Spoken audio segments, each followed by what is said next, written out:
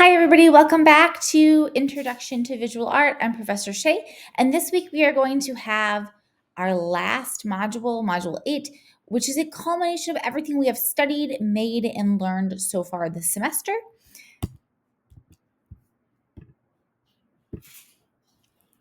All right, so just this week we are going to be looking at our recap, our objectives, what to do for our discussion post and response. We're going to talk about making work and documenting process versus progress. They're both different things. And sometimes we incidentally use those words interchangeably. And I just want to clarify the difference between process and progress as we wrap up this course. And then we'll be creating some gallery tags and finalizing our artwork, documenting both the process and the progress, and also having an exit interview with some questions that you'll be answering in the first person, as well as completing a formal art analysis of your piece. All right, let's jump into it. So we have our big idea recap. We have talked a lot about art elements and principles. We will be retouching on those this week as we do a formal art analysis. That was when you guys viewed art and wrote about the composition using those art elements and principles. So we'll be looking at our work as if we are the art's spectator, right? Analyzing that composition. All right, and then next, we will be making sure that our slideshow for Module 7 is documenting the process, that convergent and divergent thinking, and all of your experimentation with materials that have led you to a point where you're ready to begin that final work. And as you are, creating your work and thinking about the purpose, the message, and the emotions you want to display with that work, we're also thinking about the heritage piece, the cultural piece. What are you representing? What are you infusing into your work? Things like that. And then last but not least, we're also obviously using materials and techniques, but just making sure we stop and take the time to indicate how we are using those materials as our techniques, what tools we're using, what's working well, what's not working well, and if we need to make any revisions based on materials. All right. Our objectives this week are to be able to reflect critically utilizing art vocabulary and art analysis techniques. We have done this before. I know you guys have done a great job with this, so it's just kind of practicing that again. And then also making sure that we are communicating metacognition involved in the art making and plan for your art creation. Metacognition is when we think about our thinking. So it's just getting those intentions out through words, on paper, and just talking about our thought process that went into our artwork. And then we're going to reflect upon your growth as an art spectator. And some of your questions in your exit interview, you are going to be talking about being an art spectator, being an art participant, and how this course has kind of changed or added to your perspective on those items. We are going to make sure we can communicate the cultural and historical context in which you create original artwork and how it aligns with or differs from your artists of inspiration. A lot of times we can be inspired by artists who might have, different cultural or historical context in which they created art. Or in other times we can have similar. So we're just kind of like, looking inward at ourselves and comparing and contrasting that to some of our inspirational artists. And then we're going to be also hitting on and building upon every single objective that we looked at in Module 7 as we continue in our final project. This week, for our discussion post, you guys have 2 very short videos to watch. And these YouTube videos are linked in Blackboard under a discussion post assignment and also on your weekly overview. They are very quick. They talk about how to like pick out artwork for a gallery exhibit or how to hang it or what things to consider. One comes from a museum and one comes from an artist himself. And so your job in the discussion post this week is to curate a gallery exhibit. You will be curating your work will be one of the pieces, and then you will choose 3 others that will hang in a gallery with it. Now, the idea is to basically plan out, think about what pieces you would choose and why, which artists, what materials they use, and then like what items, what things do they have in common with your work, or how do they all work together cohesively to tell a story, to send a message, or maybe they're juxtaposing pieces, meaning they're like pieces that clash when they're together. And so whatever your purpose and your reason and your thinking is, you're going to be explaining that in that discussion post. So that will be a lot of fun. You get to think about, if you were a curator at a gallery, how and what would you choose? And then for responses this week, this is a little weird. It is a short week. So instead of doing your response post by Wednesday, on Thursday, after you turn in your final assignment, you can go back in your responses to post an image of how your final artwork turned out. Because obviously it will not be done by Monday when you are posting your initial post. So you're going to post the 3 images of the other works you're going to hang in the gallery that are not yours, that are other artists. And then you will add your piece on Thursday after you turn in all of your final assignments. That way everyone can see the final artwork that ended up, that you came up with, that you created throughout the week. All right. So this discussion post will be really fun this week. And we also have, all right, so some content. The 2 new things that we just kind of want to hit on this side's more of a reiteration, is the difference between when we're making work, right? And we're documenting our work, there is a difference between progress and process. Okay. So process is that whole creative journey. This is what you guys showed me in your module 7 assignment. That was your brainstorming, your sketching, your thumbnails, all that ideation that you came up with as you were thinking about creating some artwork. It's also the experimenting with materials, which you also turned in your module 7 assignment. Okay. And then it's the techniques applied. So for instance, if I am an artist and I am working with printmaking, and maybe some of the things I experimented with were different tools to carve on a carving block, and maybe some different types of ink or different layers of ink and paint. And so when I show my techniques applied, that's part of my process. And so maybe if I'm carving on linoleum versus carving on wood for my printmaking block, or if I'm printing on paper versus printing on fabric, those would be all different techniques. And maybe even they require different tools. And so my techniques applied can be part of that process as well. And then any tools or art materials, mediums and supports that you use, that could be part of that process as well. All right. So what is progress? So progress is when we have already figured out everything in the left column, everything under process. We have narrowed down a technique that we want to use with a specific material, right? With what tools are working for us. And now we're going to begin to take that and work towards completing a work. So this might include that you begin doing this but make a mistake and you have a revision. That would be totally fine. This may include refining something. So maybe you think you're done. It looks pretty complete, but going back and maybe making the whites of some highlights brighter or the shadows darker. This is the moving forward towards the final project. Okay, so we are going to document progress this week.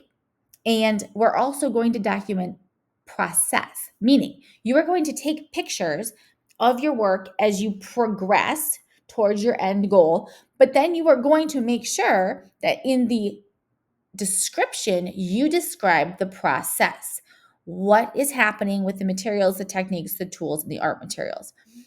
So you're going to be showing me both of those things. Now, please make sure this week that you show me 3 good images. At least 2 of those should be while something is in progress and processes being made, like processes are being shown in your progress. But I need a final, really good photo of your final work, the end work that you come up with. Okay. And so that should be a really good quality image of where you end up, where that progress takes you. And we'll talk about that in our assignment. Oops, sorry about that. All right. So reflecting on our work. So this week we're going to be doing two types of reflection. One is that formal analysis. This is what we did. I think week 2, we used art elements and principles. We said what the support was, what the medium was, and we used evidence to support each claim as seen in work. So our art elements and principles acted as our evidence. If you said there are a lot of curving lines that create the idea of wind, like there needs to be evidence. You use the art elements and principles to support what your claim is. Okay. If you say work makes me feel a certain way, how does it do that? What art elements and principles does it employ to create that feeling? All right. And then the second type of reflection on our work we're going to do, I should back up and say, in your formal analysis over here, your formal analysis should be written as if you were someone else viewing your work. This should be done in third person, as if you were not the creator of it, as if you were just someone viewing your work. The same way we did in the beginning of the course when we did a formal art analysis of a piece of artwork. Okay. The second part of our reflection is a self-reflection, an interview. Basically think about if we were doing this class in person, I would actually ask you these interview questions and you would just respond. This is very conversational. You're going to talk about yourself, your work, your intentions, your process, and how you feel about the entire process. So this is going to be very much in first person, talking about yourself. You can use me, I, all of those words to describe what you're feeling. All right. So we're going to be doing both types of reflections this week. Something new this week is considering our gallery tags. We've looked at our gallery tags before when we went on our museum trip, but this is a really quick 1 minute and 54-second video from the San Antonio Museum of Art that breaks down what all is included in a gallery tag. You will be writing a gallery tag for your final work. And so basically, after you do your formal analysis this week, where you have lots of information, then you can turn around and just make a very concise 1 or 2 paragraph description of the work as if it is hanging next to the artwork in that gallery. By doing this, it is giving information to the viewer that informs them, gives them a little bit more information to make them understand your work when you are not there to talk about it yourself, okay? So the gallery tag is like speaking for you along with your work. All right, so this just kind of a recap. Module 7 and 8, weekly assignment, you have already done all this. You showed your brainstorm, your thumbnails, what supports you use, what mediums you use, what techniques and tools you're using. That's all part of your process, and you've already showed me that last week in Module 7. You are also have already showed 3 references that demonstrate how to use techniques or mediums you are working with. So kind of your research, right?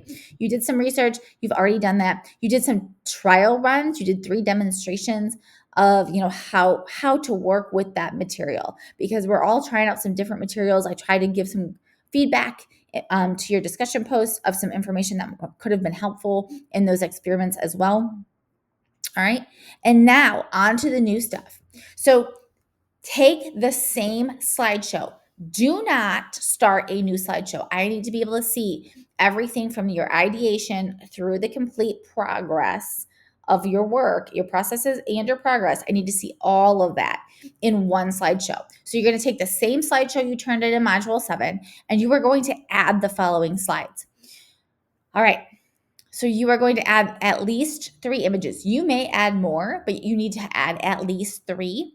You need to, in each image, you need to show the progress Okay, so as you progress through, so like as you draw the sketch, as you add color, as you add another, like you change color or add highlights and shadows, whatever it is. So there should be at least 3 images. The final image should be your final product. So if you need to give me 4 images or if you need to give me more, that's fine.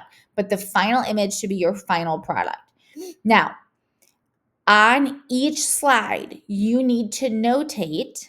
So add a text box somewhere, add something that says, indicate any different tools or techniques used at that stage. So I can see the progress, but I can also see a description that tells me the process. Okay. So maybe you were sketching with charcoal, but then you added water to blend out the charcoal and create a grayscale underpainting. And then you layered watercolor on top. And then we had a final product. Okay. Whatever it is, but I need to be able to see it.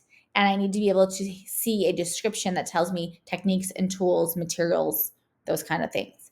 All right. You're going to turn in the slideshow as part of your final project, final module 8 assignment. You are also going to turn in the following other things. One being a gallery tag. Okay, so in your assignment this week on Blackboard, it walks you through that. It gives you the link. You are going to create a gallery tag. You are also going to write a formal analysis. We're going to use the same format we used previously in the class. We're going to use art elements and principles to support that formal composition analysis. And then you are going to answer some personal self-reflective interview questions in first person, your honest answers. I listed out those 13 questions. You can copy and paste them into any kind of document that you use, whether it's Word or Google Docs, and you are going to answer those the best you can. Everything for this course is due on Thursday by midnight, okay? I will not accept late work past noon on Friday from this week or previous weeks. If there is some kind of pressing issue, you need to communicate with me before Thursday, okay, so that we can work through a plan before grades are due. Now, I will say you need to pace yourself this week. Make sure you have everything for your discussion post, initial post done on Monday, be working Tuesday, Wednesday, and probably Thursday to get all of that turned in.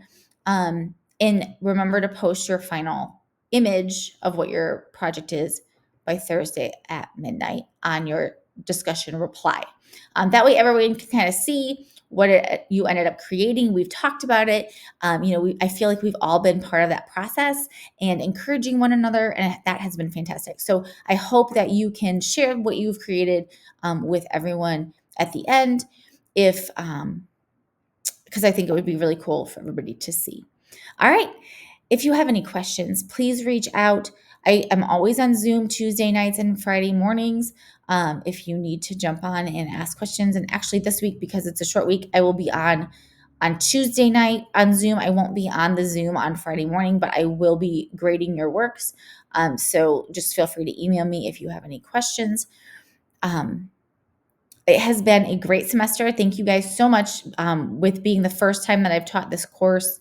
And at Catawba Online, I'm just really glad that you are all part of it. I hope that you have a really good rest of your spring in your second half of your spring semester. And I hope you learned something and had a little bit of fun along the way. Please let me know if there's anything I can do to help you throughout this week, or if there's anything I should know moving forward to make the class better or more accessible. It really truly has been fun. Quick reminders, March 1st. That's today. The Answer Scholarship is due. So if you see this video today, don't forget to turn that in. And then also don't forget about your free access to teletherapy. This is such a great resource, guys. Take control of your mental health, take control of, advocating for yourself, and check out the therapist programs that Catawba offers you.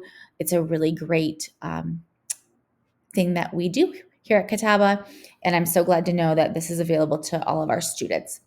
All right, have a great week. Thanks.